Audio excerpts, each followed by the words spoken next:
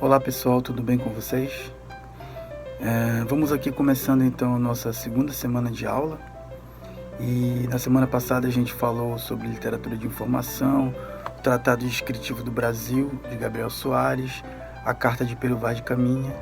E agora a gente vai falar um pouco sobre a literatura jesuíta, a informação jesuíta. E, bom, posso adiantar que entre os autores, o que vai importar mais, o principal, é o José de Anchieta, que vai escrever a sua prosa, a sua crônica, que é muito importante para o período do século XVI no Brasil, na recém-formada, né, vida no Brasil. Então ele vai catequizar, vai escrever prosa sobre prosa de cunho moral, né, e catequético, mas ele também vai escrever poemas, e esses poemas de característica religiosa, ainda impregnado de uma realidade da Idade Média, antes do Renascimento, mas eu vou falar disso um pouquinho mais na frente. O que caracteriza a informação jesuíta? Qual a diferença entre o que a gente viu até a semana passada e o que a gente vai ver agora? A diferença básica, embora ambos tragam informação, a diferença básica é que a informação jesuíta tem um caráter, tem uma intenção pedagógica, né? Um caráter religioso, catequético, para catequizar os gentios. Vocês lembram que eu falava que assim eram chamados os indígenas, né? Os pagãos são chamados de gentios pelo colonizador. Então, a principal diferença é que, enquanto a literatura de informação que a gente estudou na semana passada trata de descrever geografia, costumes, não tem uma intenção, né, que não passe apenas pela descrição e por contar o que se está vendo. A informação jesuíta tem uma característica pedagógica, né? Então, que é ensinar as coisas de Deus, o Deus da igreja, e também coisas da moral. Nesse contexto é que José de Anchieta surge como principal expoente. Tem também o Manuel da Nóbrega, é importante falar, mas não tem toda a expressão de um José de Anchieta. Tem o Fernão Cardim também, escreveu uma obra importante. E foi criado no Brasil, logo depois da chegada dos portugueses, a Companhia de Jesus. Então eles mal chegaram por aqui e já tinham essa preocupação, esse era o foco central deles, era justamente a catequizar, né? Então, nessa aula eu vou apresentar alguns dos poemas religiosos de José de Anchieta e vou falar um pouco mais sobre a própria presença dele no Brasil, e principalmente vou falar alguns dos poemas de José de Anchieta nesse contexto da informação jesuíta, que na verdade, o que encerra a literatura no século XVI, a literatura importante produzida no século XVI, e aí a gente já vai falar de ecos do barroco, mas só que na próxima aula, tá bom? Vamos lá então, vou ler um pouquinho o que o Bose escreve sobre o Anchieta e o período, mas principalmente os poemas do Anchieta. A informação jesuíta. Paralelamente à crônica leiga, aparece a dos jesuítas, tão rica de informações e com um plus de intenção pedagógica e moral. Plus é uma expressão, uma palavra que significa mais, né? Quer dizer, ele vai dizer que paralelamente à crônica leiga, a gente está falando daqueles da semana passada, aparece a dos jesuítas tão rica de informações, mas com um plus, um mais de intenção pedagógica e moral. Os nomes mais significativos do século XVI são os de Manuel da Nóbrega e Fernão Cardim, como eu falava anteriormente, merecendo um lugar à parte pela relevância literária o de José de Anchieta. Vamos ver. Assim como os cronistas se debruçaram sobre a terra e o nativo, com um espírito ao mesmo tempo ingênuo e prático, os missionários da Companhia de Jesus, aqui chegados, nem bem criada ordem, uniram a sua fé, neles ainda de todo o ibérica e medieval, um zelo constante pela conversão do gentio, de que os escritos catequéticos são cabal documento. Então, se os textos do Tratado Descritivo do Brasil, a Carta de Caminha, são documentos que mostram a chegada, a geografia, o ambiente, e informam sobre essa nova terra. Os escritos de informação jesuíta fazem isso e mais, né? Vão então atuar aí na fé, trazer essa fé cristã e catequizar os gentios. Há um Anchieta diligente, anotador dos sucessos de uma vida acidentada de apóstolo e mestre. Para conhecê-lo, precisamos ler as cartas, informações, fragmentos históricos e sermões que a Academia Brasileira de Letras publicou em 1933, olha só quanto tempo depois. Então, esse material que eu acabei de citar, as cartas de Anchieta, informações, fragmentos históricos e sermões, como eu tinha dito na primeira aula, vocês podem encontrar no dominiopublico.com.br, porque isso é acessível a qualquer pessoa e está tudo disponível de graça. Dá para baixar à vontade. Não é necessário para essa aula, mas se alguém tiver interesse em conhecer, pode entrar lá e baixar. Mas é o Anchieta, poeta e dramaturgo, que interessa ao estudioso da incipiente literatura colonial, daquela literatura que estava começando. É o dramaturgo e o poeta que interessa, o Anchieta. E se os seus autos são definitivamente pastoris, no sentido eclesiástico da palavra, destinados à edificação do índio e do branco em certas cerimônias litúrgicas, o mesmo não ocorre com os seus poemas, que valem em si mesmos como estruturas literárias. Então, os primeiros poemas, de fato, que vão aparecer sobre o Brasil, no Brasil, são de José de Anchieta, principalmente, que a gente conhece. Ou seja, não foram escritos por poetas brasileiros, claro, foram escritos, como a literatura de informação, na chegada, por pessoas de fora do Brasil. Esse começo da literatura é feita por esses viajantes e esses religiosos.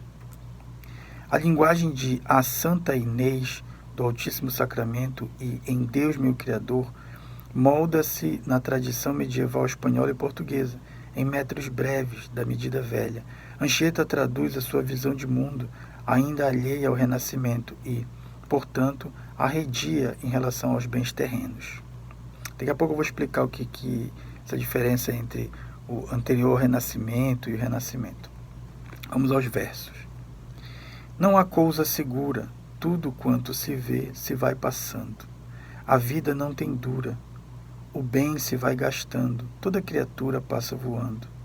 Contente assim, minha alma, do doce amor de Deus, toda ferida, o mundo deixa em clama, buscando a outra vida na qual deseja ser absorvida. Bom, mais adiante, vamos pular esses textos, vocês podem ler, vou enviar esse texto para vocês, vou direto aos poemas. Do pé do sacro monte, meus olhos levantando ao alto cume, vi estar aberta a fonte do verdadeiro lume, que as trevas do meu peito todas consumem, correm doces licores das grandes aberturas do penedo. Levantam-se os horrores, levantam-se o degredo, e tira-se a amargura do fruto azedo. Então, essa característica, o poema procurando sair da escuridão a partir da fé cristã. Olha o próximo. Eu vou ler o comentário que é interessante. Uma análise mais detida das imagens que se reiteram nos melhores poemas do Santíssimo Sacramento e Santa Inês mostra que aqueles traços de mortificação exasperados mais tarde pelo jesuísmo barroco jesuitismo barroco, desculpem, neles servem de contraponto ao motivo mais abrangente do alimento sagrado, símbolo da união com Deus. Vejam só esses versos. Ó que pão, ó que comida, ó que divino manjar, se nos dá no santo altar cada dia. Este da vida imortal, este mata toda fome, porque nele Deus e homem se contêm. Que este manjar tudo gaste, porque é fogo gastador, com que seu divino amor tudo abrasa. Como ocorre na melhor tradição popular anterior à Renascença, são os símiles mais correntes, tomados as necessidades materiais, como a nutrição, o calor e o medicamento, que o poeta prefere para concretizar a emoção religiosa. Quer dizer, falando sobre essa diferença entre a Renascença e a Idade Média, que vem antes da Renascença, é que a partir da Renascença o homem passa a enxergar maior possibilidade de caminhos e começa a construir uma liberdade que vai aparecer na democracia, e essa liberdade dá a ele a perspectiva de poder ele mesmo buscar as suas melhorias, ele mesmo ir atrás, diferente de como funcionava na Idade Média. Então, nesse sentido, essa tradição religiosa que impregnou a poesia traz então vinculada a conseguir os bens materiais, conseguir a nutrição, conseguir o calor, porque não se poderia morrer no frio, conseguir a alimentação, conseguir o calor, conseguir a nutrição, conseguir tudo, unicamente pedindo a Deus, sem poder ir à luta por isso, acreditando e tendo espaço, principalmente tendo oportunidade para isso. Então isso só vai aparecer a partir da Renascença, tudo vai se renovar, e aí é considerado o período das luzes. Então vamos ler o poema a que Bose se refere. Folga o povo, porque vossa vinda lhe dá lume novo, morta com cutelo, sem nenhum farelo é vossa farinha. Ela é mezinha, com que sara o povo, que com vossa vinda terá trigo novo. O pão que amassastes dentro em vosso peito é o amor perfeito com que a Deus amastes. É importante dizer também sobre Anchieta que são muito fundamentais os seus autos. O Bose diz: os autos de Anchieta, como os mistérios e as moralidades da Idade Média, que estendiam até o adro da igreja o rito litúrgico, materializam nas figuras fixas dos anjos e dos demônios os polos do bem e do mal. Então tudo isso a literatura catequética, a literatura de informação jesuíta vai trazer. O próprio Anchieta aprendeu um pouco de tupi, e quando escrevia seus poemas e seus autos, ele misturava tupi com castelhano, com português, para que os índios se sentissem incluídos e pudessem então ser mais facilmente catequizados. Além do Anchieta, vale falar também sobre outro autor que escreveu os Diálogos das Grandezas do Brasil, talvez o último autor importante do período. Bose vai falar sobre ele, mas tem apenas um trecho que eu gostaria de ler e comentar para encerrar. No caso, nesse período, são os Diálogos das Grandezas do Brasil, datados de 1618 e atribuídos ao cristão novo português Ambrósio Fernando Brandão. A obra compõe-se de 6 diálogos entre Brandônio, que faz as vezes de colonizador bem informado, e Alvino, recém-vindo da metrópole, e sequioso de notícias sobre as riquezas da terra, novamente a questão das riquezas. E o quadro desta já vem na abertura do livro. Se os autores referidos na semana passada falavam, descreviam e contavam sobre as possibilidades de riqueza, aqui vai aparecer, nesse trecho que eu vou ler, vai aparecer algo diferente. Vai ter um nível de detalhamento que descreve exatamente o que vai acontecer de fato sobre as riquezas e as produções no Brasil. Ouçam.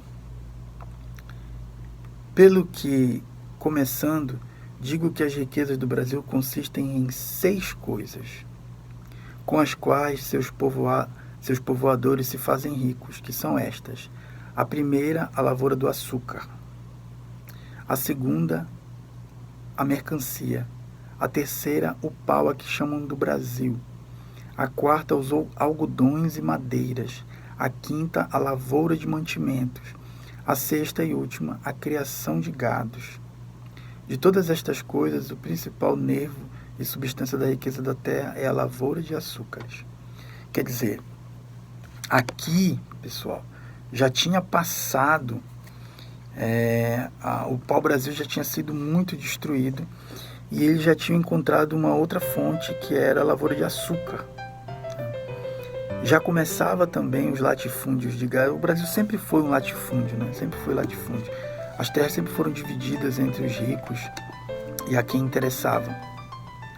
Então, já começava a lavoura de gado, o açúcar estava forte, o pau-brasil já cai para a terceira posição, porque já estava acabando, né? E aí vai falar da lavoura de mantimento, quer dizer, a agricultura, claro, que vai ser muito forte até hoje.